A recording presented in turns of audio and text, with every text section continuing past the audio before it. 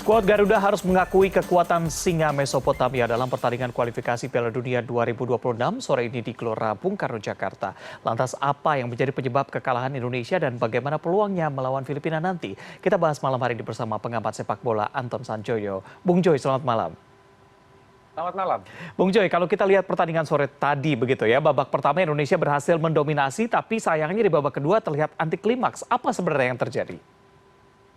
Ya, agak mengejutkan sebetulnya Indonesia bisa mendominasi pertandingan di babak pertama ya.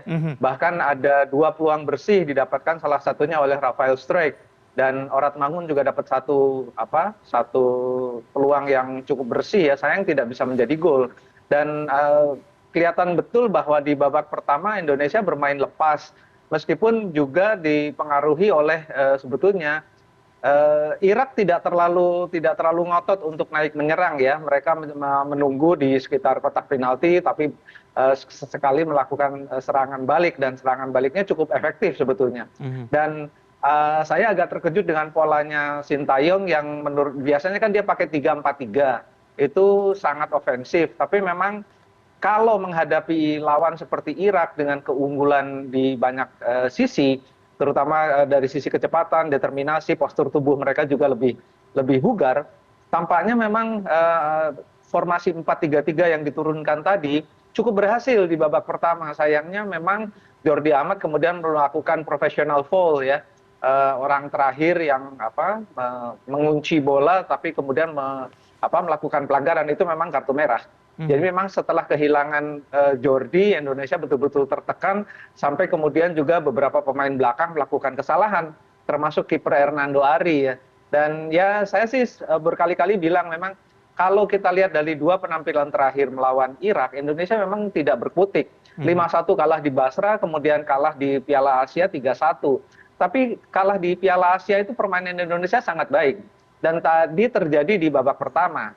Cuma memang Indonesia ini kan baru kumpul sekitar kira-kira 2 minggu ya, paling cepat gitu ya, atau mungkin sekitar 10 hari. Jadi memang untuk membentuk tim yang sudah lama tercerai-berai, mereka terakhir competitive matches bulan Maret. Jadi memang 2 bulan tim ini tidak kumpul bareng, tidak bertanding. Jadi memang butuh waktu untuk yang lama ya. Sayangnya memang tidak recovery-nya tidak cepat. Kemarin lawan Tanzania berantakan.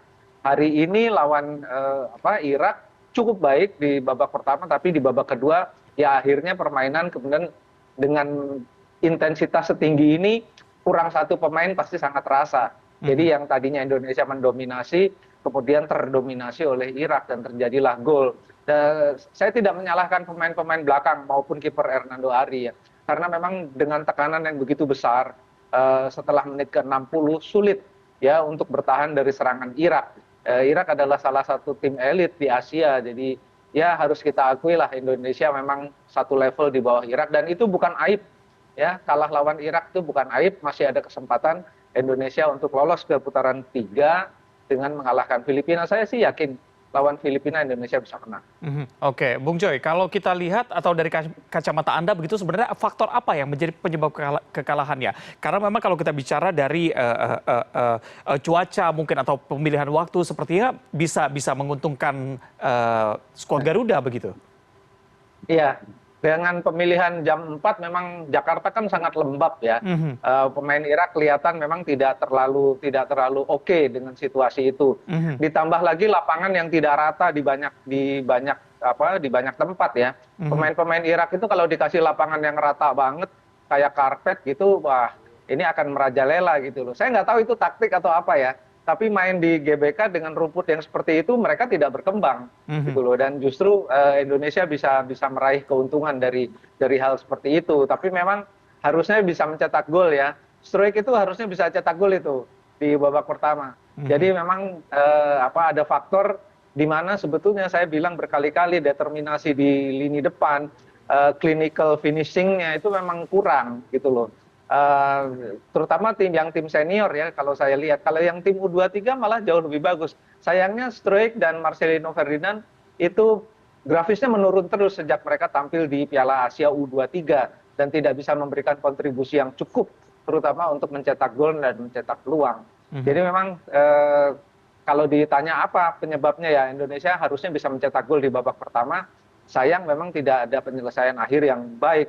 Bahkan tendangan dari saya mencatat ada 30 touch di kotak penalti ya, 30 lebih malah di kotak penaltinya Irak.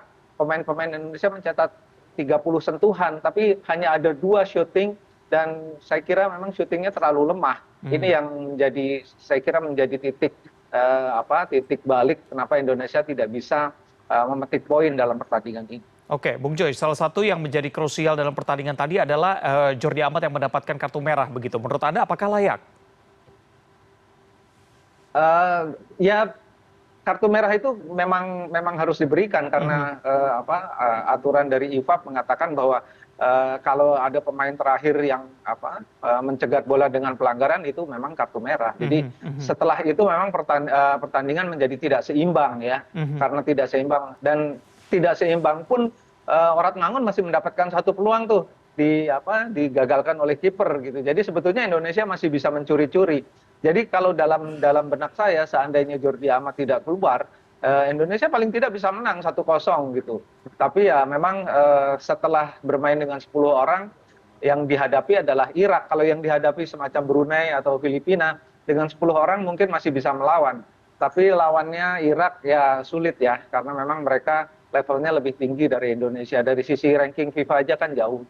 Jadi memang ini pelajaran penting lah bagi semua pemain, bagi coach, bagi semuanya bahwa dalam pertandingan dengan intensitas seperti penyisihan Piala Dunia seperti ini tidak bisa membuat pelanggaran yang professional foul ya istilahnya di sekitar kotak penalti itu akan menjadi bencana bagi Indonesia.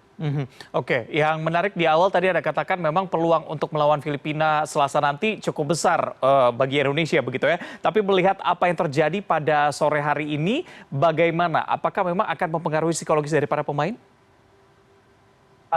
Harusnya sih malah terangkat ya karena satu-satunya sekarang kira-kira peluangnya adalah mengalahkan Filipina. Masih ada sih kalaupun draw gitu ya, masih ada sepanjang Vietnam tidak memenangi 2 laganya. Vietnam akan main nih jam 19, ini mungkin lagi main melawan Filipina, lalu dia akan berangkat ke Irak untuk menghadapi Irak. Jadi peluang Vietnam masih ada, tapi kalau Indonesia nggak boleh kalah lawan Filipina. Jadinya harusnya memang dengan kualitas permainan yang ada sekarang, sepanjang belajar dari pengalaman pertandingan hari ini, dan tim ini kemudian bisa lebih solid, saya yakin bisa menang bahkan lebih dari 2 gol. Apalagi mainnya di GBK ya. Tapi saya masih mempertanyakan rumputnya ini karena dribbling aja susah. Jadi sementara pemain-pemain Indonesia juga mengandalkan passing pendek dan itu nggak jalan tadi gitu loh. Itu harus dipikirkan lebih jauh lah. Baik. Bung Joy, kalau kita berkaca pada pertandingan sore hari ini, sebenarnya apa saja yang bisa diperbaiki jelang melawan Filipina Selasa nanti? Ya, yang pertama harus diperbaiki tentu saja penyelesaian akhir ya. Kalau saya lihat tadi di babak pertama, ball possession-nya Indonesia itu 73, gitu. Jadi sangat dominan. Saya mencatat juga ada 20 lebih touch di kotak penalti. Kalau ditambah dengan babak kedua malah ada sekitar 30 gitu loh. Jadi sebetulnya masuk ke kotak penalti, ke perimeter pertahanan lawan sudah bisa. Persoalannya bagaimana menyelesaikannya. Jadi ada di antara penggiat sepak bola tuh ada istilah selesaikan seranganmu gitu loh. Mau itu pakai passing, mau membuka ruang atau shooting, selesaikan gitu loh. Jangan sampai gagal di tengah jalan.